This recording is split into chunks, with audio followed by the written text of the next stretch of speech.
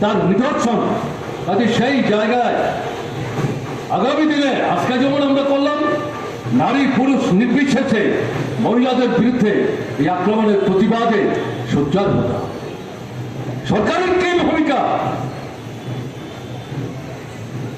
কি নির্দেশ দিচ্ছেন প্রশাসন, কি নির্দেশ দিচ্ছেন পুলিশকে এর বিরুদ্ধে ব্যবস্থা গ্রহণ করার জন্য?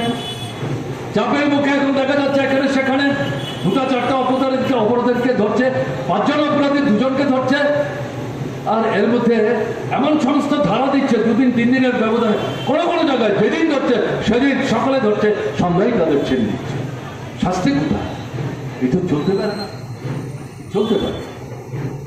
বেকার সমস্যা, যদি কেউ মনে করেন যারা কর্মহীন, কর্মক্ষম, কর্মপ্রার্থী, কাজ পাচ্ছে না, এই লড়াই তারাই করবেন, আমরা শুধু দূর দূর থেকে দেখবো, তাহলে ভুল করবো। আপনার ছেলে আছে, আপনার মেয়ে আছে, আপনার ভাই আছে, আপনার নিকটাত্মীয় আছে, শুধু সেদিক থেকে সংকীর্ণ দৃষ্টিভঙ্গি নিয়ে পারিবারিক বিষয় হিসেবে দেখার বিষয় না।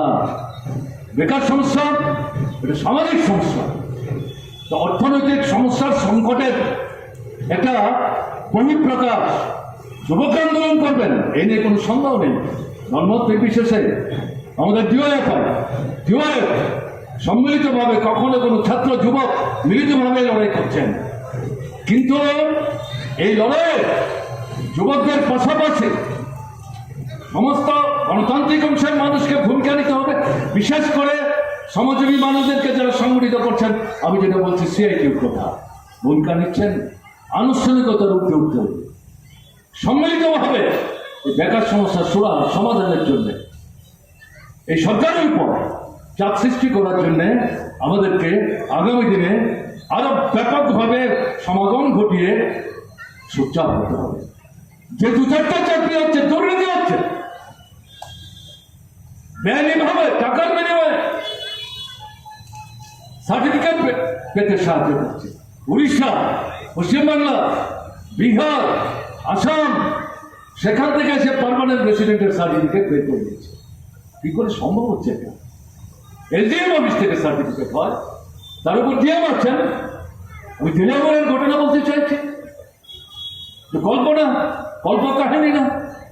সরকার কি ব্যবস্থা নিয়েছে? বিধানসভার ভেতরে বামপন্থী ফ্রন্টের বিধায়ককে তোলার চেষ্টা করেছেন, কি ব্যবস্থা নিয়েছেন? কোনো ব্যবস্থা নিচ্ছেন না। কাজে এই জায়গায় দাঁড়িয়ে বেকার সমস্যার সমাধান চূড়ার প্রশ্নে লড়াই আগামী দিনে তীক্ষ্ণ করার জন্য সম্মিলিতভাবে আমাদের কিন্তু সেখানে ভূমিকা গ্রহণ করতে হবে। গণতন্ত্রের উপর আক্রমণ সুলভ দিক থেকে আরম্ভ করেছে, অব্যাহত আছে। গণতন্ত্র পুনরুদ্ধার না করে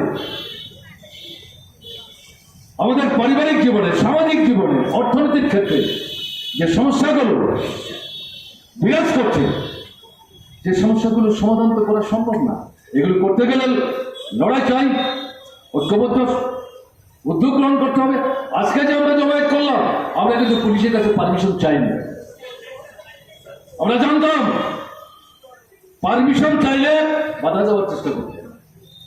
জানিয়ে দেওয়া হয়েছে অমুক তারিখ এতটার সময় অমুক জায়গা থেকে মিছিল বেরোবে, প্যারাডাইজ চলে যাবে, সেখানে ছোট্ট একটা মিটিং করব। ব্যবস্থা নিলে নেবেন, নাহলে কিছু করার নেই। এই যে জায়গাটা সাহস কেন পেল না? প্রথম দিকে তো যায়নি। এখান থেকেই তো আমাদের মিটিং ভেঙে দিয়ে জবরদস্তি করে গাড়িতে তুলে নেতাদের, কর্মীদের, সংগঠকদের গ্রেপ্তার করে নিয়ে যাওয়ার চেষ্টা করতো। এই সাহসটা কমছে কেন?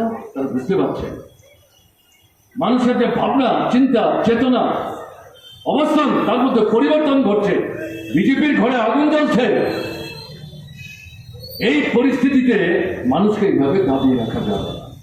তাই আপনাদের কাছে যেটা আবেদন করব, সংকীর্ণ দলীয় যে চৌহদ্দি, তার মধ্যে নিজেদেরকে আবদ্ধ রাখলে চলবে না।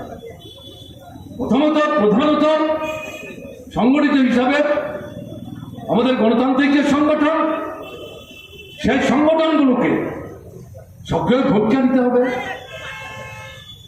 মহকুমায়, ব্লকে মানুষের জীবনের যে সমস্যাগুলো, জ্বলন্ত সমস্যাগুলো, সেগুলো বাছাই করে 3টা 4টা দাবিকে সামনে রেখে মানুষ বুঝতে পারেন এরকম ভাষায় দাবিপত্র স্লোগান নির্ধারণ করে এলাকা ভিত্তিক আন্দোলন কিন্তু সংগঠিত করতে হবে।